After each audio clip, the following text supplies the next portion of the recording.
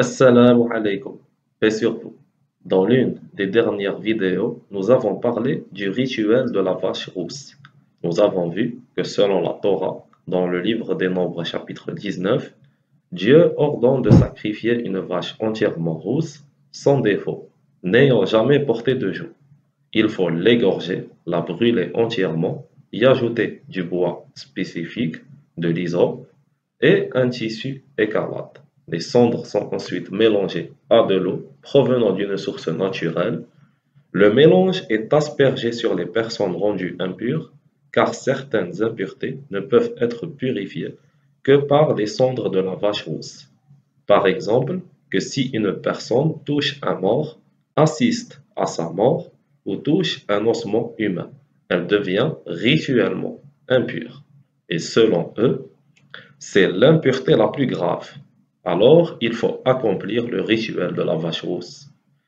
Nous avons aussi vu que dans la vidéo précédente, que selon Maïmonide, depuis Moïse le prophète jusqu'à la destruction du second temple, 9 vaches rousses ont été sacrifiées. Et que la 10e, c'est-à-dire la prochaine vache, sera sacrifiée par le Messie lui-même. Ce qui contredit ce que essayent de faire certains juifs aujourd'hui, qui veulent sacrifier la 10e pour accélérer la venue du Messie. Aujourd'hui, nous allons aborder ce sujet d'un autre angle. Comment le rituel de la vache rousse symbolise l'abrogation de la loi juive. D'abord, pour commencer, il faut savoir que tous les juifs sont actuellement impurs selon leur propre texte, car il n'existe plus de cendres de vache rousse depuis près de 2000 ans. Cela pose un cercle vicieux insoluble. Les Juifs ne peuvent pas entrer sur le mont du Temple car ils sont impurs. Ils ne peuvent pas produire de nouvelles cendres car le rituel nécessite un prêtre pur. Or, la purification d'un prêtre nécessite les cendres d'une vache rousse. Avec la destruction du second temple, une grande partie des rituels bibliques est devenue caduque. La Torah énonce 613 commandements. Or, sans le temple ni sacerdoce, plus d'un tiers, environ 244 commandements, sont aujourd'hui impossibles à appliquer. Parmi eux, le rituel de la vache rousse. Même si l'on trouvait une bête parfaitement conforme, ses cendres ne serviraient à rien, car le temple, lieu indispensable au rite, n'existe plus. Et même si le temple était reconstruit, qui l'accomplirait? Il faudrait un prêtre aaronique pur, un descendant d'Aaron, frère de Moïse, alayhi salam. Et cette obligation de prêtre aaronique illustre déjà que dans la Bible, Dieu peut abolir un commandement et le remplacer par un autre. Dans Exode chapitre 13, chaque premier-né d'Israël devait être consacré à l'Éternel.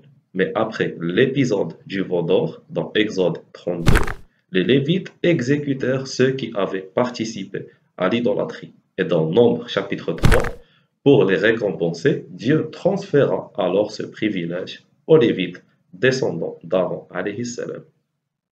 Petite parenthèse, déjà ce texte, il y a un problème. Parce que, selon ce récit biblique, Dieu récompense les Lévites, alors que c'est Aaron qui a construit le veau d'or.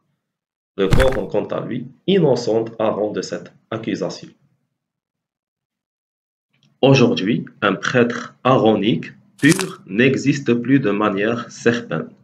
Des études génétiques approfondies ont montré qu'il est impossible d'identifier avec certitude la tribu de Lévi. Pourtant, selon la loi juive, seuls des prêtres issus de la tribu de Lévi devraient accomplir certains rituels.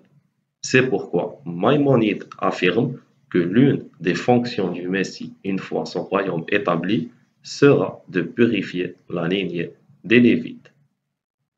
Donc, ce rite est suspendu car il repose sur trop de conditions complexes. Une vache parfaitement rousse, sans défaut, dans un temple existant, réalisé par un prêtre aaronique pur.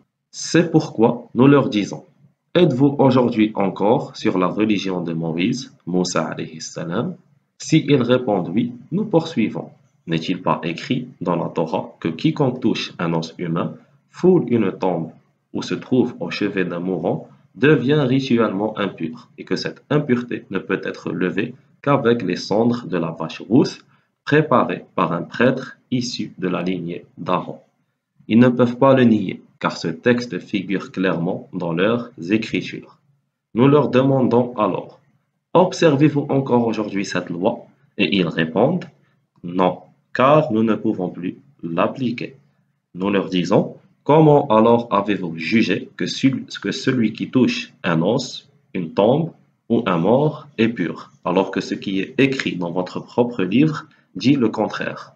Si ils répondent, c'est parce que nous avons perdu les moyens de purification, à savoir la cendre de la vache rousse et le prêtre pur, nous leur disons alors, pensez-vous que cette question, malgré votre incapacité à l'appliquer, est quelque chose dont on peut se passer pour accomplir la purification ou non?